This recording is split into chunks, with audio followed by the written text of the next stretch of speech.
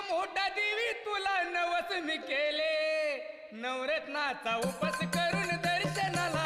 आले, नवरत्नाचा उपास करून दर्शनाला